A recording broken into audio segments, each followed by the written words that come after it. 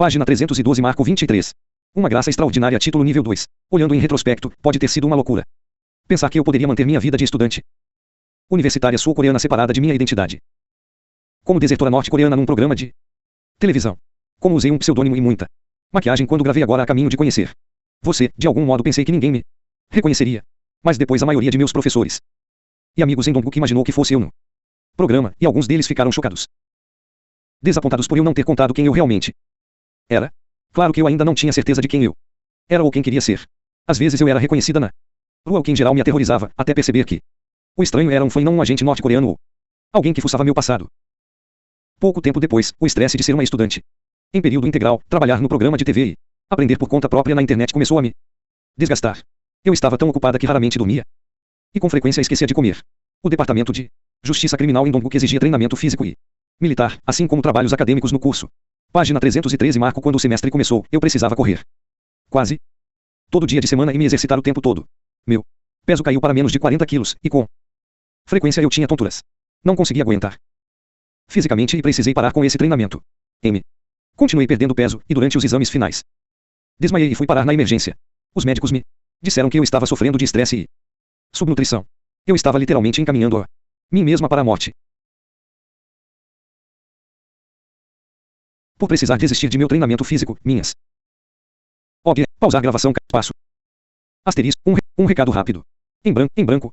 Não se esqueçam de se inscrever no canal, curtam o vídeo, e escrevam nos comentários quais livros que vocês queiram que eu poste.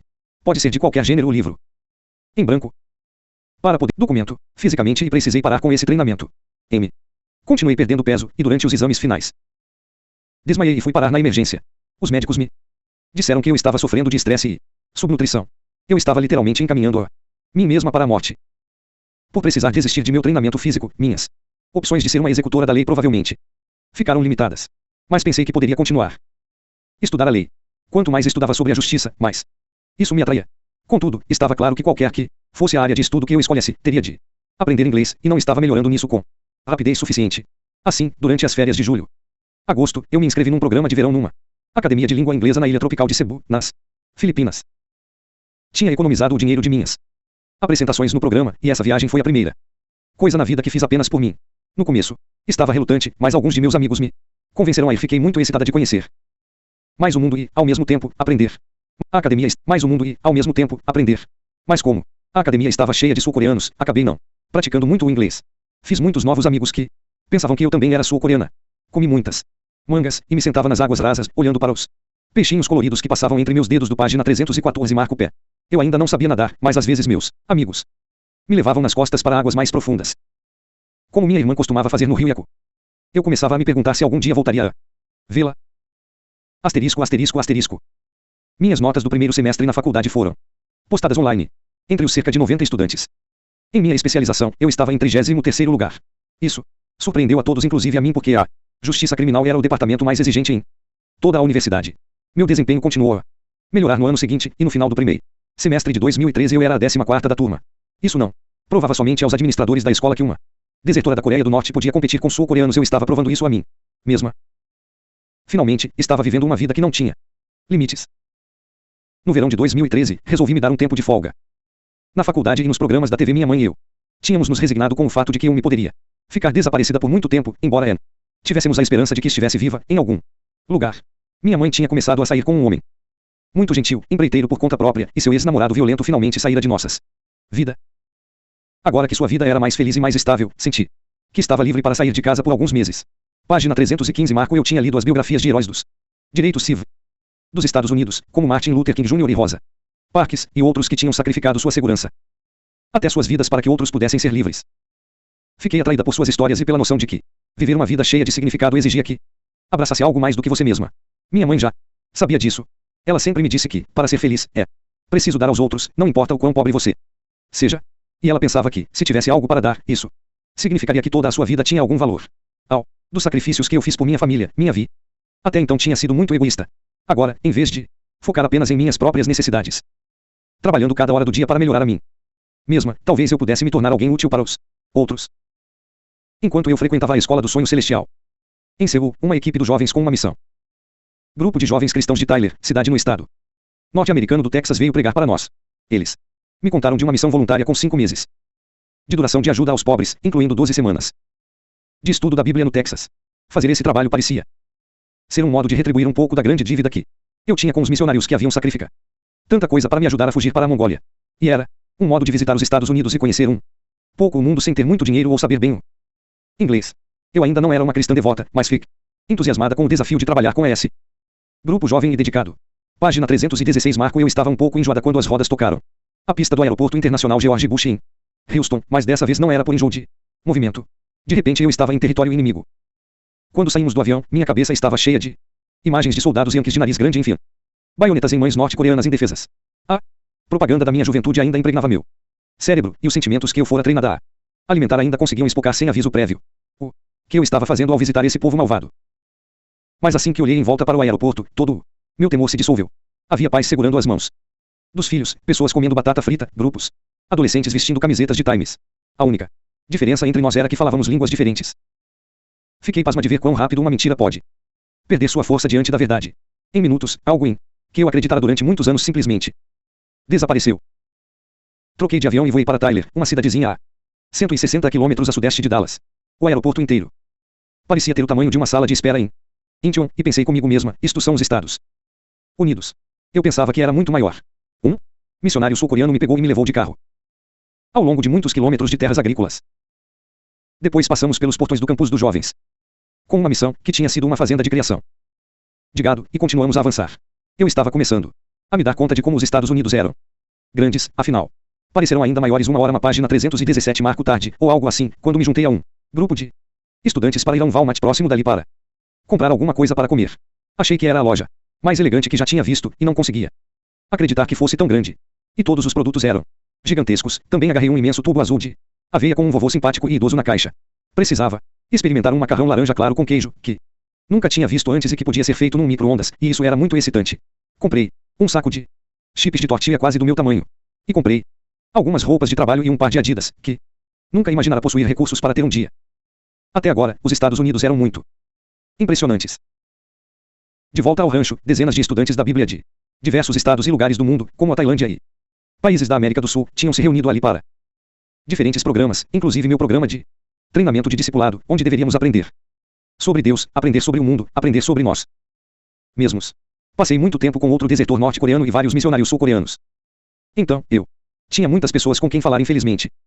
Não muito em inglês. Mas assim mesmo eu o praticava. Quando tinha a oportunidade de falar com um norte-americano. No entanto, descobri que na verdade o que eu precisava estudar era espanhol.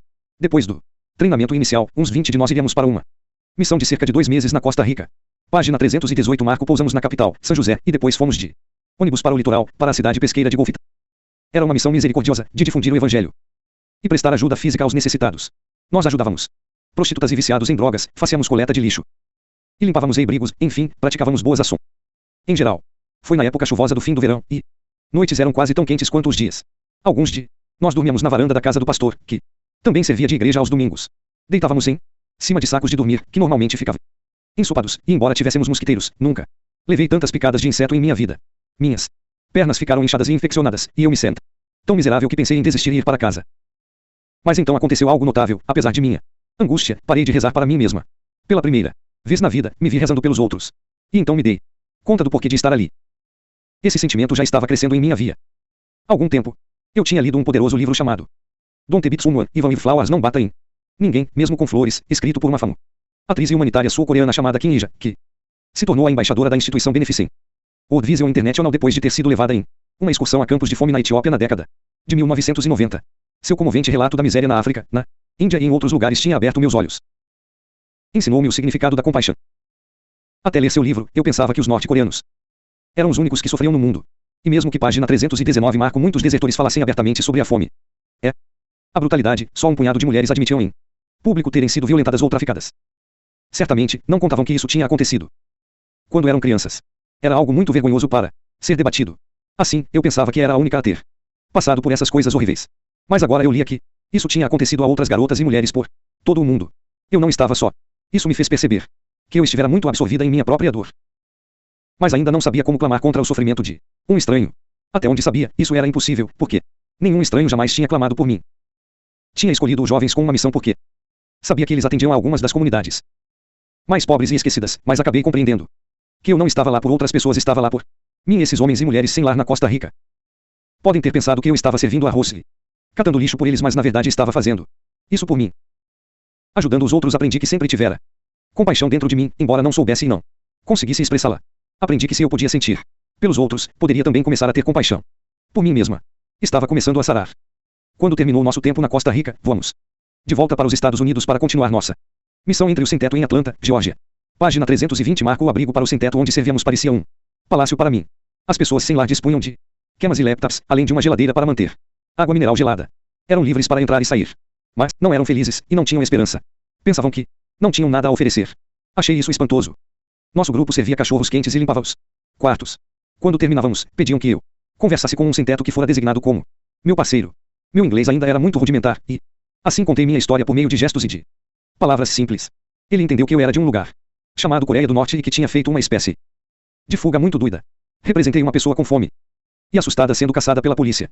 Quando eu tiritei e me arrastei dizendo areia, areia, areia, ele entendeu que eu tinha feito isso no deserto. Fiquei surpresa de vê-lo chorar quando terminei minha história. Disse a ele que tudo que eu queria era uma chance de liberdade, como a que ele tinha na América. A reação emocional do homem abriu meus olhos para o poder da minha história. Deu esperança à minha própria vida. Ao simplesmente contar minha história, eu tinha algo a oferecer também. Aprendi outra coisa naquele dia: todos temos nossos próprios desertos.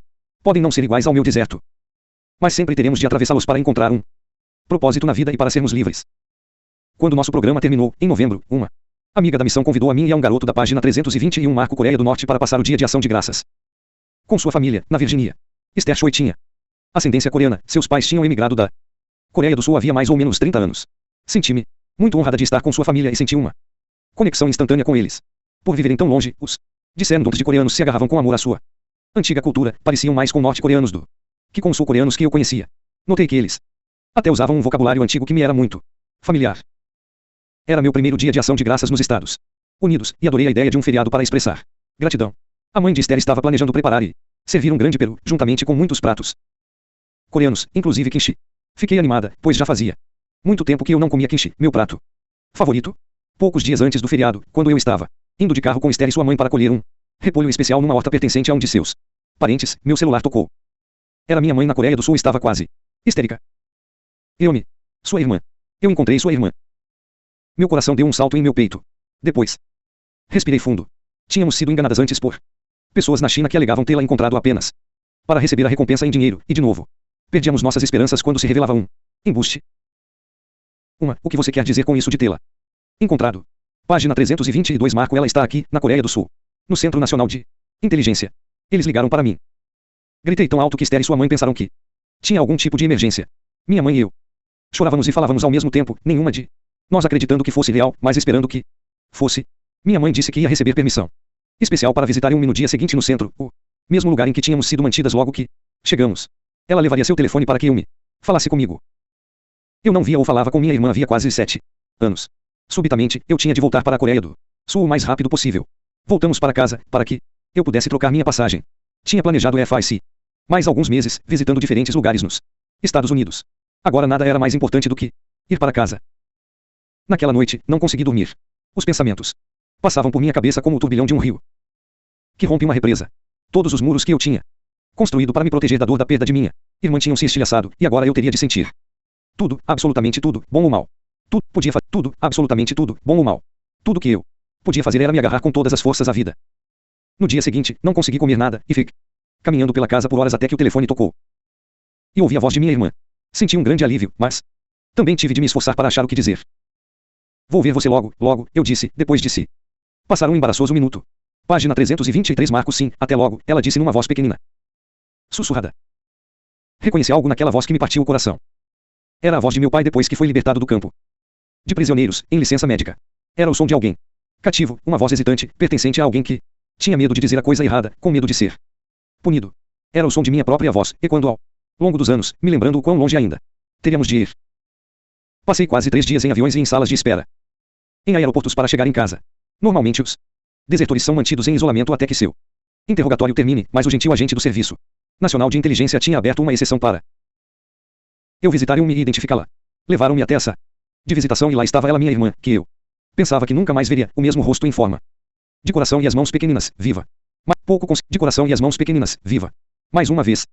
Pouco conseguimos dizer. Apenas nos seguramos as mãos e choramos. Fiz uma prece silenciosa por meu pai, que devia estar sorrindo para nós lá de cima, em algum lugar. Tínhamos conseguido. A história de me pertence somente a ela, e ela merece sua privacidade. O que posso contar é que ela nunca viu nenhuma de minhas aparições na televisão.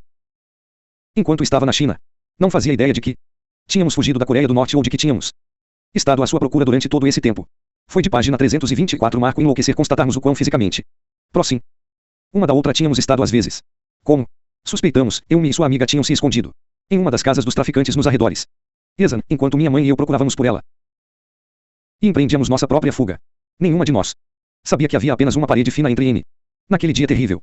Comparamos nossas anotações e descobrimos também que eu me tinha vivido na mesma província em que moramos quando minha mãe e eu trabalhávamos em Shenyang. Estávamos próximas, e ainda assim um mundo inteiro poderia estar nos separando. Havia pouquíssima chance de nos cruzarmos quando estávamos todas nos escondendo da lei. Depois, eu me descobriu a rota de fuga cruzando o sudeste da Ásia, e foi assim que chegou à Coreia do Sul. Com suas próprias forças. No final das contas, ela precisou em absoluto de nosso resgate. Quando minha irmã se graduou em Anawan, ela veio morar comigo em meu apartamento perto de Dongguk.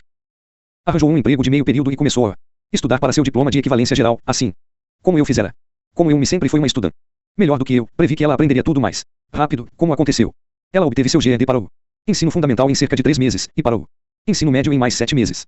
Mas durante muito tempo, depois de ter voltado para nós, minha irmã parecia alguém que tinha caído numa armadilha. Distante, como se não houvesse em seu coração lugar para mim ou para minha mãe. Era algo que compreendíamos muito bem, e nós duas lhe demos página 325 marco espaço. A seu tempo, eu me abriu espaço para nós, e mais do que isso. Página 326 marco título nível 224. Chegando em casa. Asterisco, que você, em branco, livros. Não, em branco.